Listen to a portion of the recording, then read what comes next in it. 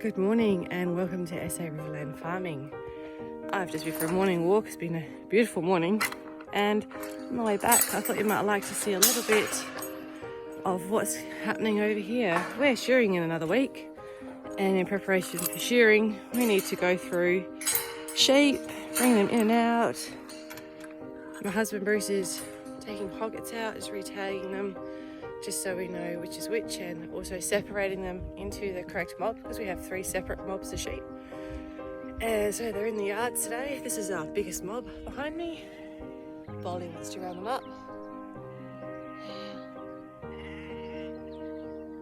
I always love the sound of sheep barring. So there's a lot of lambs in there as well. The lambs aren't getting shorn at the moment. They're a little too young yet.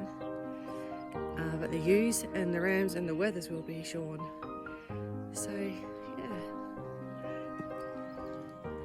let's see if we can find a nice lamb. Actually, there are a few newborn lambs in here.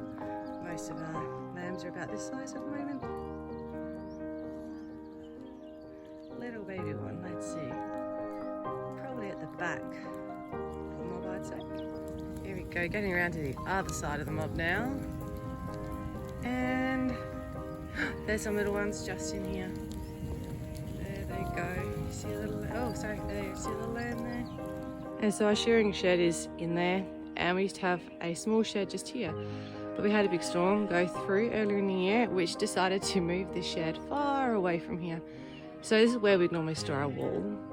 And because we've still been waiting for paperwork to go through, we don't yet have the materials to rebuild this part. So we're still getting ideas for our shearing, to where to store our wool to keep it dry and get the moisture off it until shearing time, or not until shearing time actually, until the wool will be sent on a truck down to the dogs. So what else needs to be done during shearing time? Well, there's quite a bit actually. There's cleaning the shearing shed out. We live in a sandy area, so every year, well, it's actually pretty windy here as well. We just got to sweep out the shed, make sure it's all nice and clean, ready for nice clean wool. We need to move all the mobs of sheep around so they're easily accessible. Also, at times go through them or split them up to make them a smaller mob, so we have the correct amount of sheep for the day's shearing. There's other things that are involved too, so which of the family members are working, where are they working, what other workers do we need, and on top of that is all the cooking. So shearers eat full meals, have 3 decent sized servings of food each day, which is their morning smoko, their lunch and their afternoon smoko. So I organise all that part and get all the food and figure out the meals, write out a plan for that. And I also have someone who helps me from like a part of the family over there as well. So I've already actually done some of the shearing shop, but we still have a little bit more to go. Oh, and here is Matthew. Here's our new addition to the family that we got yesterday. So pretty chuffed with him, aren't we? It is for shearing. What is it? It's patties. Patties, yeah. And for shearing, and we can put some sandwiches. Yes, we can do sandwiches or a meal, can't we? And some salad and beetroot. Yeah, that would be yummy, wouldn't it? Sounds perfect for a shearer's lunch.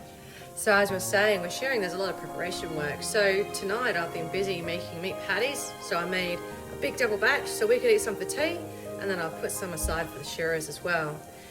I've made quite a few meals over the past week or 2 now, because our shearing goes for a week or so approximately, depending if we have 2 or 3 shearers. So sometimes I like to do a salad spreads and cold meat, but because the weather's still been cool, I've been making hot meals. So I'll often double up when I make a meal for tea and put one aside in the freezer. So I'll keep you posted with all these other preparations towards shearing.